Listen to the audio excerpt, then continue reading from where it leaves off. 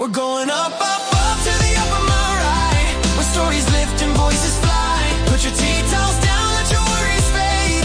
Open the gates, let the memories cascade. In this podcast world, we give it our best. So grab your cup or come say hi, no jest. We're going up to the Upper Marae, where conversations flow and spirits can't lie. No mai haere mai, welcome to the Upper Marae. Put your tea towel down, your mops away, and make your way up to the Upper Marae. I'm Ari Thomas, welcome to our podcast. In today's session, we're focusing on artificial intelligence, not as a technical topic, not as a future fantasy, but as something that is already integrated in the lives of the people we support. I'm joined here by our co-host, social worker Nigel Peterson, and health and senior academic Dr. Alexander, to explore this topic from counselling, support work and social work perspectives. Welcome, gentlemen. Kia No mai ora. haere mai. How are we today?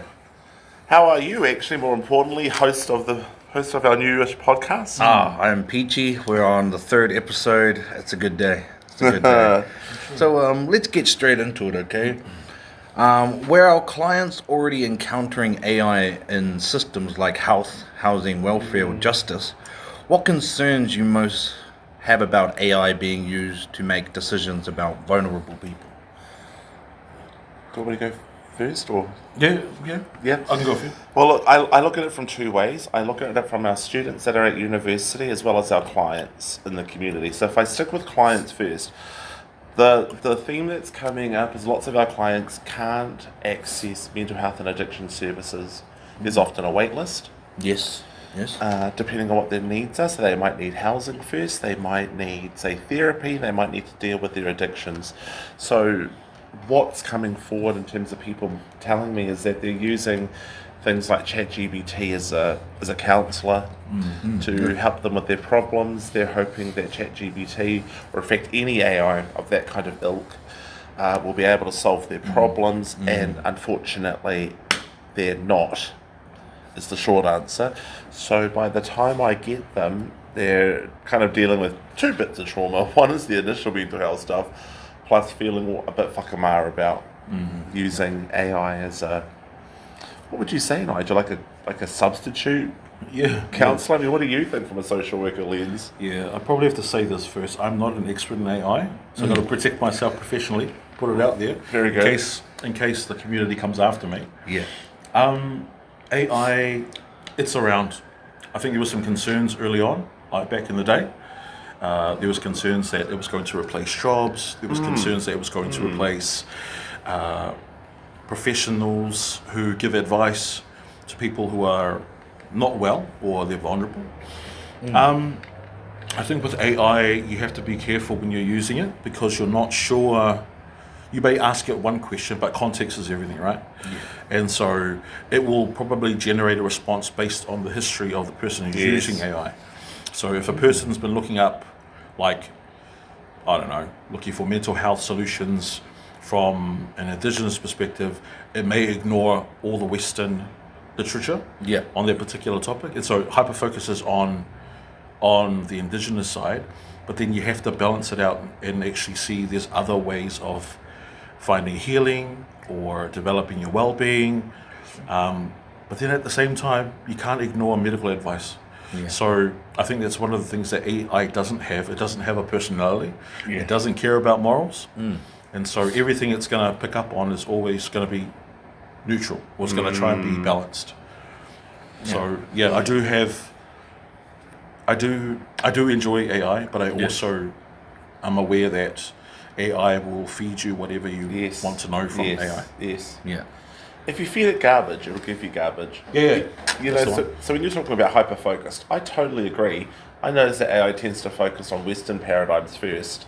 It doesn't factor in cultural elements. It doesn't factor in other things. So, you know, the challenge with AI, especially if you're going to be using it as a source of information, is what you feed it through questions is exactly what you're going to get. It doesn't take in other contexts as well. And so you've got to be super careful about, well, look, I tell people to take it with a grain of salt, because there are some people that take it like word of gospel. Yes. Yeah. So would we say that AI is basically the friend who support our delusions after telling it and asking it so many different kinds of questions that it doesn't give you an ethical or moral answer, it gives you the answer that you've been wanting to hear. Would you say that? AI? I'd say so. I'd Yeah. say that I know lots of people that consider AI their friend. In fact, they've told me that AI is. But as you say, Nigel, it's not your friend. It is a construct of wires and chips, programmed to give you a specific response. I mean, have you ever had an argument with AI before? All the time. All the time. I've had lots of moral and ethical arguments with AI. What's one that you can think of recently that you feel comfortable sharing? Just the difference between Western knowledge and Indigenous knowledge. Yes. And so it'll always say, it kind of sounds like me when I'm arguing with it. So it uses like yes, but, and. Yes, So it's yes, yeah. it agrees with me. And then it says, but there's also another perspective you haven't considered, and there's evidence that supports this other worldview. Mm-hmm. And so going back and forth with AI is quite funny. So it does have. I think it develops a personality based on what you feed it. Yes. So it becomes a little bit more like you. Yeah.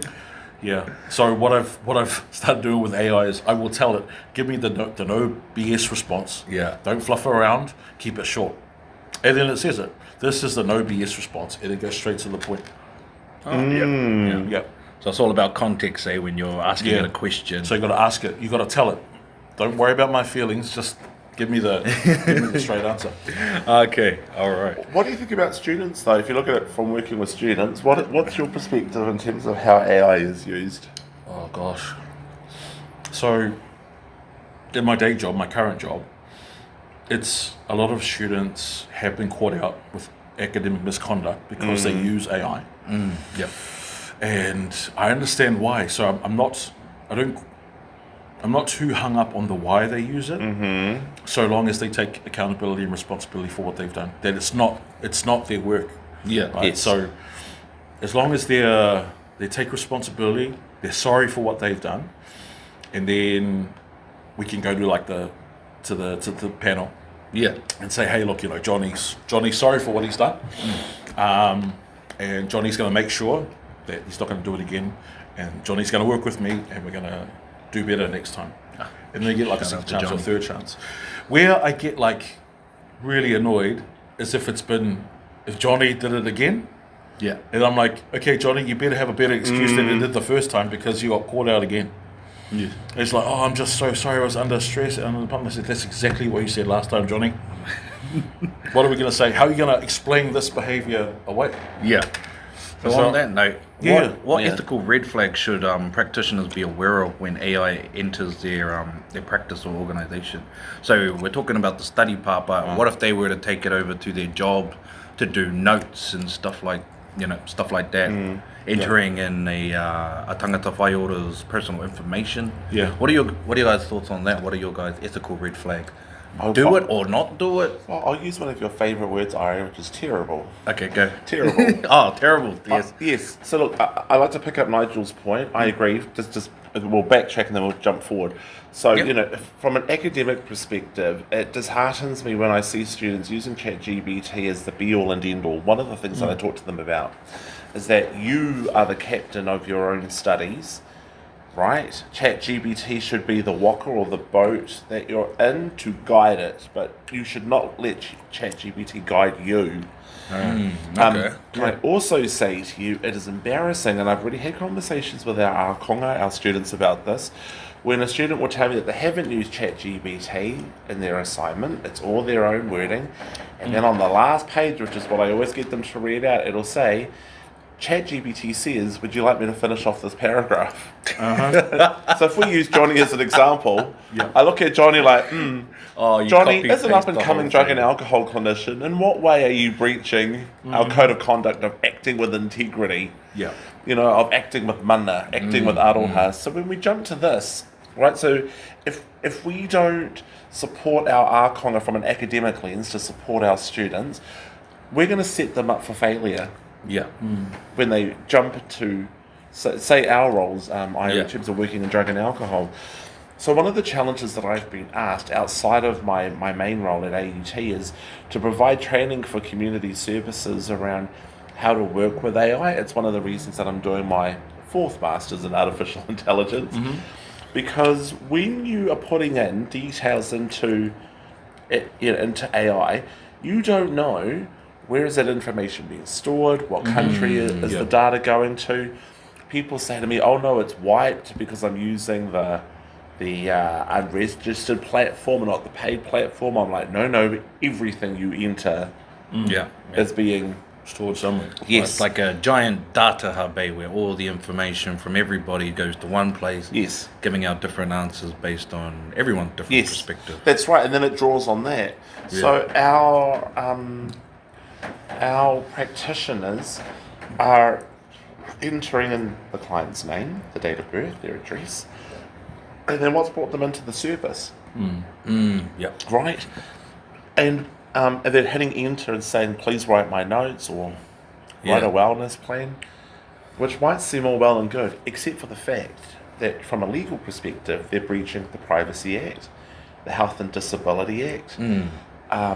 There's all kinds of laws that are involved, and one of the challenges, I don't think we're up to date with how fast these things are changing. One of the things I was saying to Nigel last week is that you can't call yourself a social worker unless you've got a recognised qualification under the Social Work Registration Act. Yet, if you typed into AI, pretend to be a social worker and give me a plan, ChatGPT has no problem with this because it doesn't have ethics or morals. Yeah, it's all based on information. Right? And it's the same as a drug and alcohol clinician. It took me years to get to where I am and understand contexts. Sure, I shouldn't keep mocking ChatGPT. AI can come along and spew out something in a few seconds, but it doesn't have the insight or knowledge that we might have in this room. Conversely, I've talked to physiotherapists that have tried ChatGPT, is the one that's on topic at the moment, who've said come up with a plan, and they've said in some cases it's actually been better than what they would have designed, which is an interesting position. Do you have any focados on that, Nigel? Sure, on the Ethical ethics- red ethics of- flags? Yeah, I agree with what Alexander said. One of the challenges that we do face is where's the information going? How's it going to be used? Can somebody pull it up? Yes. Can someone access that information? Is the information sold? Yeah, that's right. I do know that there are some things that you can't discuss that AI won't talk about, which is great because you shouldn't be asking certain questions to AI anyway. But you're right, it doesn't really have like a conscience. It doesn't have the ability to understand morals and ethics, which is where we come in. Yeah. But there's always that argument as well, is that morals and ethics, it's just an algorithm away. So we can figure out an algorithm to capture morals and ethics, and people would say, "Oh, why can't we just do that? We'll figure out an algorithm, chuck it into AI, and then AI will then mirror a conscience or mirror morals, mirror ethics." I think once we get to that stage, people will start to, as they're looking for information, they look for information based on what their morals are. Yeah. Especially, I mean, we can go that way in terms of like morals, because then you can break it up into like, what kind of morals, where do our morals come from? Yeah. Whose morals? Were they shaped by society or right. culture or upbringing? Yeah, definitely. Yeah, because it's like even us as Māori Pacific, we do things differently. Yeah. And others would look at us and be like, "That's not okay. That's not healthy. Overcrowding's not healthy."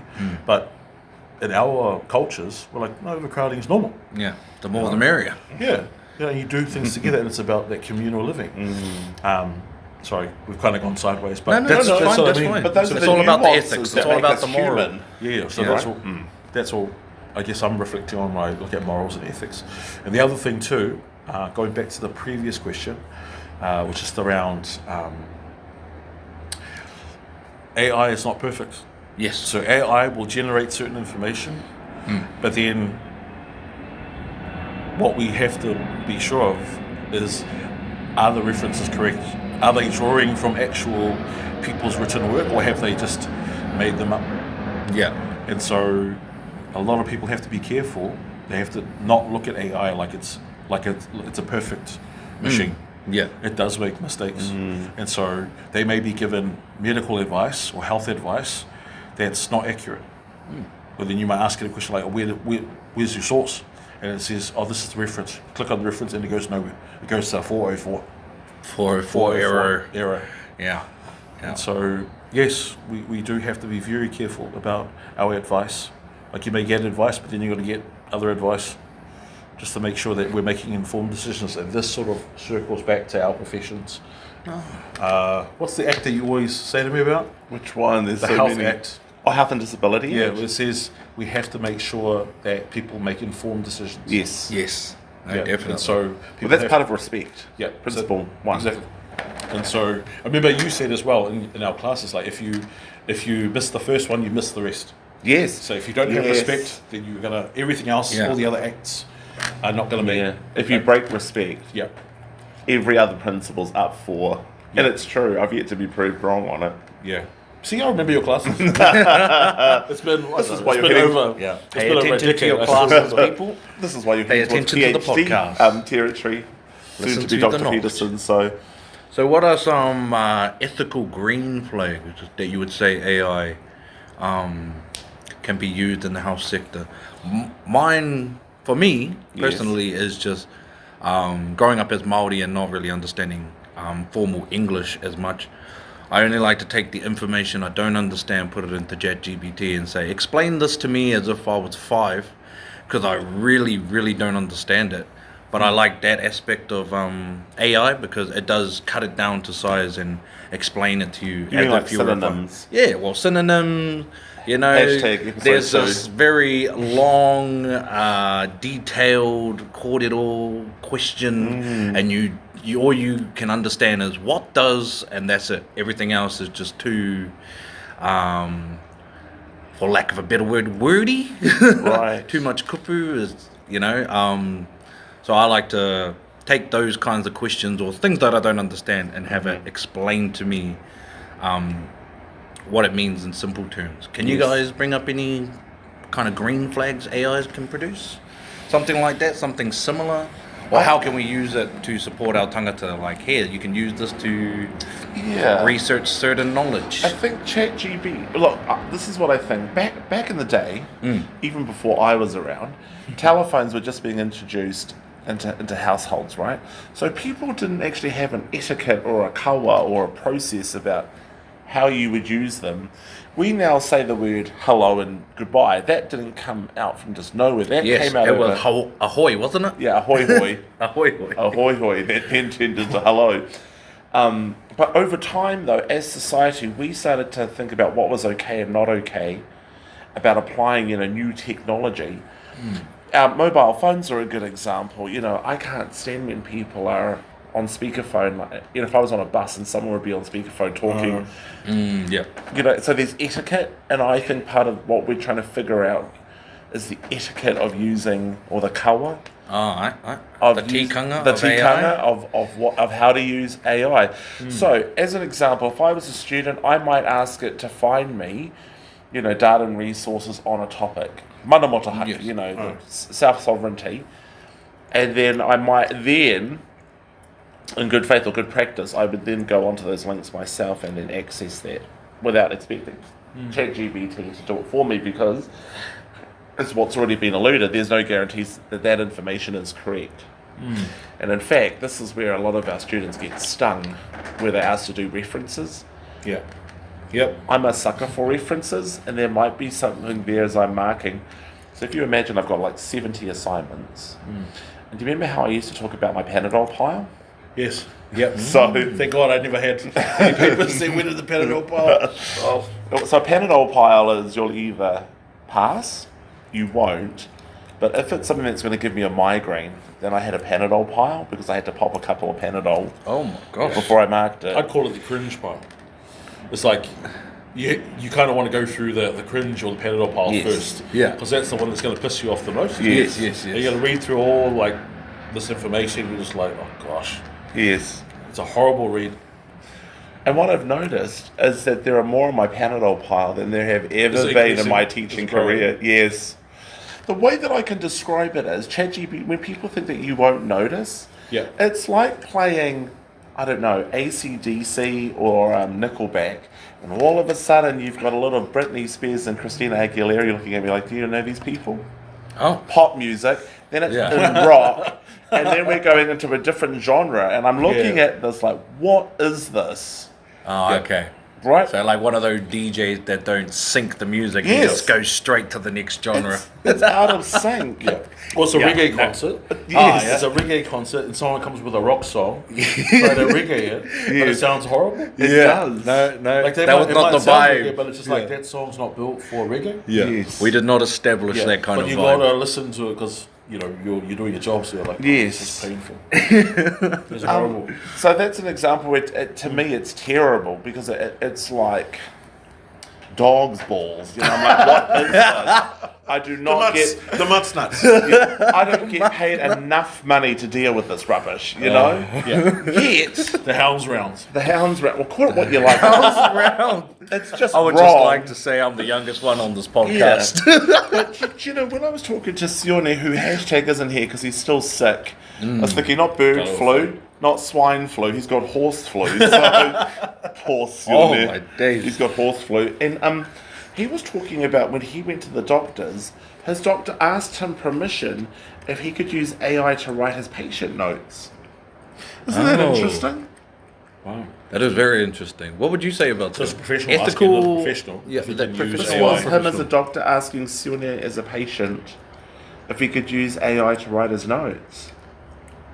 Well, what would Name you guys him. say? What would Name you guys him. say? Name the him. doctor. Would any of you let that happen? No. Would you give permission? No. I'd be saying, hey, look, I'm going to make a formal complaint. Yeah. Yes. Yeah. Well, from our profession, you have to stand by your notes. God very forbid you ever got subpoenaed or had some kind of court order to surrender your. You have to, as a professional, stand by what you have Yeah. written. So if AI has written something on your behalf, you'd have to stand by what, Yeah. right? And AI's already got flaws, as we know, so you'd have to double, triple, and maybe even quadruple. I personally wouldn't like. I wouldn't. Yeah, I agree. I mean, but the temptation is there as a course it professional. is. The temptation is there to Yeah. do it because you might have 100 clients, right? But very you're always going to make sure your notes are up to date, especially if you're noting risk. And so that temptation to just jump onto AI and be like, look, can you just write me a risk statement for this client? And it does it. But then it's like what you said, Alexander. If you don't read it, you don't know what it said. Yeah. And if something goes wrong and someone gets hurt, then there's an investigation. And people will go through your notes. I know at Orangatamaki they freeze files if a child is going to be investigated. Oh, okay. So they will freeze that child's notes. So whatever's in there, that's it. It's locked. Yeah. That way it can't be edited or... And so can you imagine if you've got like 150 young people that you got to see, Yeah. and you can't get round to all of them, and your notes aren't up to date, but you've ChatGPT'd everything and chucked it in there. Yeah. If they freeze it, you go to court, and then the prosecution, right? They question you, and they say, "Oh, you've written this.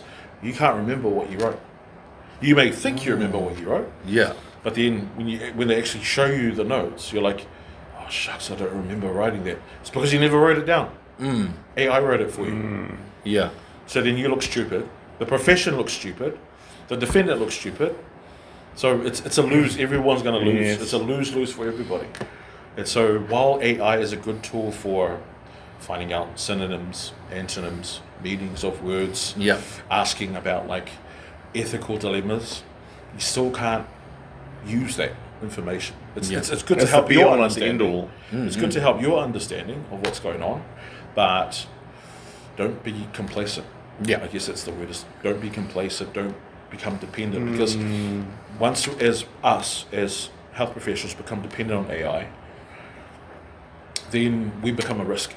Yeah.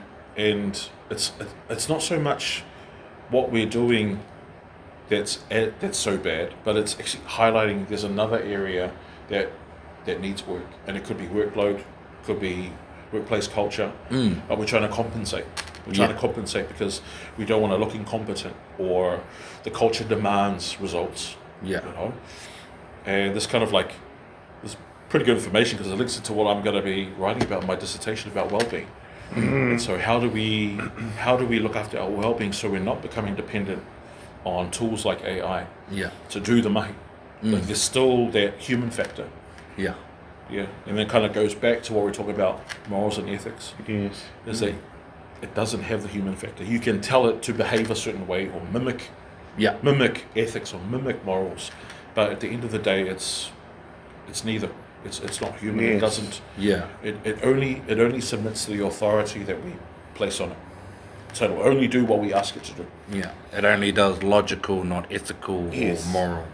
So instead of getting it to do your mahi, you could probably get it to help you do your mahi in a way that's ethical. So say, like the 100 clients that you have, there's a lot of work to be done. You don't really have a setup or a base to kind of get through it efficiently. But with ChatGPT or AI, any AI, let's stop mocking ChatGPT. You could probably create templates that doesn't utilize anyone's personal information, but it can be related to each of your clients because it has sections that talk about very highlighted points such as medication, observation. Like what we do at my job, we have a template for when we monitor our tangata, medication section, medication support given, an observation section. They've had food, they've had water, they're resting, they're in a good mood, outing and stuff like that. So I feel like, what you guys are saying is AI is like a GPS. It can navigate you to where you go, but it doesn't drive you there.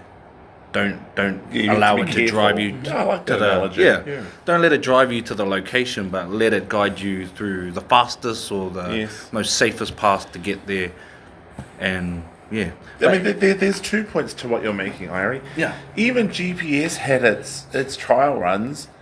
Back in the day, there were things in the news where like truck drivers were told to go into the ocean, and they did. The fools, they went into the ocean because ChatGPT didn't. There was some kind of broken GPS. network, and so they were stopped. They were stopped by other people to say you can't drive in the ocean to get to your destination. Right. So that's the first thing.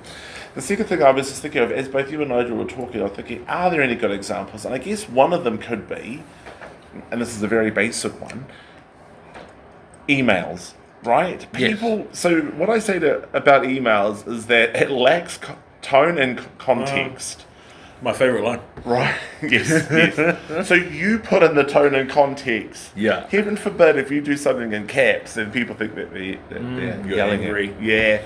So you can ask ChatGPT to word your email in a way that's professional. Yeah. Or diplomatic. You can literally say, I'm sorry, I keep using ChatGPT, but AI. ChatGPT is the one I'm trying to get my head around. So you can say, write this in a professional, well-mannered way. It can be quite an angry, terse email. Yes. To ChatGPT's credit, it will translate it into a much more professional sounding email. Okay. And yet, my co-pupper is, if it takes longer than 2 paragraphs, for goodness sake, pick up the phone and ring them, and then send an email after. Thank you so much, we talked. Yes, summarising what we talked about. Yeah. So then you've got a record of what was agreed to, or what was discussed. Yes. So I think that could be something positive. Some of our support workers, how can I say this? They don't speak Queen's English like myself. How they write from their day-to-day is very almost text language based. Yep. Saw a CLNT, like saw a client, that kind of thing. So then they go to ChatGPT to they call it the Pākehā voice, like turn my into a Pākehā voice so that it sounds Western. So I mean that could also be useful, but again, just be mindful what information you're putting in there. You don't want to say, I've just seen Kate Hudson 32's got schizophrenia, write me notes. What you want to say is, I've just seen my client, here are some keywords, help me write a basic, and then you then expand it yourself. I am worried though that from an academic perspective, I do worry that people think that grades are the be all and end all, but they're missing the skill sets of engaging in meaningful ways, face to face. Yeah, But that's right. not something ChatGPT can teach you. No. Give me a step by step on how to socialize. Yeah, or conversely, and you're right, I keep using ChatGPT, I have to use AI. Conversely, people are now becoming very isolated and prefer, and in fact, COVID was, I guess, the kind of maker for this. They want to see people online or have that kind of distance between one person and another. There's big anxiety issues, so, yeah. Yeah, that's like when you're having a conversation with someone, you pull up your phone, you're literally putting a wall between you and the other person. Yes. And some people actually prefer to communicate via phone even when face to face. So I've seen it Yeah, on the the distances, train. yeah. People were texting each other next to each other. I'm just thinking, this is surreal. Yeah. yeah, what happened to the times where we were all yelling at each other, but really that was how we were conversating? Yes, now we do it using emoticons and exclamation marks. Someone has turned down the volume on humans, and that's AI. Okay, just want to get into our final question. Okay. Yeah, just a nice answer from both of you. What do you think both workers and clients need to understand about AI right now? Well, actually, I'll ask you, what do you think? For me personally, what I need to know is how to. Well, I think I've gotten a few answers from listening to your guys' kōrero on how to use it ethically. Right. And well, the big one is do not add in personal and private information into an algorithm that stores information and shares it with everyone around the world. Because this is accessible to anyone. It's a free app. You can get the paid version, but literally anyone has access to it. And you might write this client's name from overseas, and then you get all this personal stuff about them. So that's number one. But from an ethical standpoint, a green flag, I would say it's good for setting up your studies, good for setting up your notes. So long as you don't add any private information and details about another person, and just keep it very vague and generic. I need a template that will allow me to monitor different aspects of a tangata. I need to know what this means because I've never heard this synonym before in my life. This is Queen's English. I don't speak Queen's English. I speak Māori. King's Māori-ish. Yeah. But those are just my whakaaros on it. What are some of your guys' whakaaro on what people that work in our sector and clients need to understand about AI? So for both, so when we use the word lie is a very human concept. It's an act of deceit. But ChatGPT can lie or can deceive. Use whatever words, or it will probably say it can be functionally incorrect. Yes. There have been times where I've asked questions deliberately and ChatGPT has said, no, it is A, B, and C. And then I've said, where have you got your information from regarding this? And he goes, the information that I've drawn from appears to be incorrect. But it's maintained that it's absolutely the gold standard until you challenge it. Yeah. And then it's not. So it's so it's not perfect. Yeah. Yeah. I think AI is a great tool for accessing information. Yeah, so accessing like sources, academic sources. Yeah. Understanding what things are. You know, even mental health's got its own language. Yes. And so you've got different professionals who will use like acronyms. Yes. But for social workers, when we look at it, we're like, what does NAS mean? Or what does AEX mean? Exactly. Yes. You know, Yes. like what are all these terms? That's what I So it's good for ask. understanding or getting clarity. And I was just thinking as while you guys were talking, is that the safest thing is just don't use it if you can avoid it. If you want to keep yourself safe professionally, just don't use it. But if you have to use it, just be aware. Be aware why you're using it. Yeah. And all the things you guys have talked about: privacy, ethics. Yes.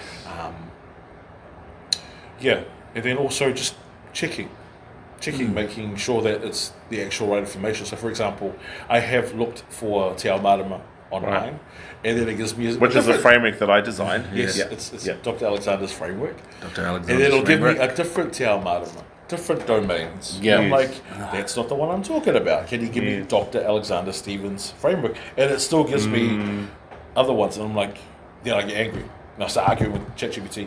You moron! Find the one I'm looking for. Or you type in, no, this is not what I want. Thank God it doesn't have feelings, eh? Yeah. It doesn't turn around and be like, how dare you? It's just like, I'm sorry. And then I'll try and find it. Let me start again. Yeah. Or let's start again. Yeah. I mean, I guess that one of the positive things I think about ChatGPT is that hopefully eliminates barriers. Acronyms, to me, I call them acronym soup. It's when you work in places like DHBs or government agencies, and they use acronyms like No Tomorrow, so it can be useful. But we should be writing in plain English anyway. Yes, please. Yeah. Please. Right? Plain English. So I agree with Nigel. I'm not anti AI. I think that it's here to stay, but it's how do we form a relationship with it in which we ask it what to do. It doesn't tell us what to do, and this is the challenge that I have right now. I think though it'll take a couple more years before we become much more au fait with the etiquette, the kawa, the tikanga around AI. Yeah. But I think that this is actually a good topic for all three of us to think about in terms of, you know, and outside of this role, but maybe an academic role, maybe how do we write this in journals? You know, drawing on like your tikanga Yeah. and kawa knowledge, and then maybe looking at it from, say, a Samoan worldview around, you know, and from mine as a clinical, then how does that work? You know, so AI can maybe look at it from these different lenses. You know what I've just realised? What? AI can mimic our voices. Our voices, yes, It yes. can mimic images. And I had a conversation with someone who said we are 1 year away from not being able to tell the difference Yes. between There's a seeing lot of something- videos out there where I think seeing it's something and then it's real. hearing something. Yeah. So, I don't know, it's scary. It reminds me of Terminator 2. I was just Yes. thinking Skynet. Skynet, guys. Skynet. I think James Cameron was onto something. Was When it a he wrote, movie or Terminator. was it a documentary? Yeah. You decide. Yeah. Maybe ask AI. But anyway, whānau, we will end our session right there. I'd just like to thank both our co-host, our guests for coming in. This has been the Upper Marae. Don't forget to say thank you and please to your AI tool. You never know when Skynet's coming for us. But either way, thank you for joining us here at the Upper Marae. We appreciate you listening and kia ora.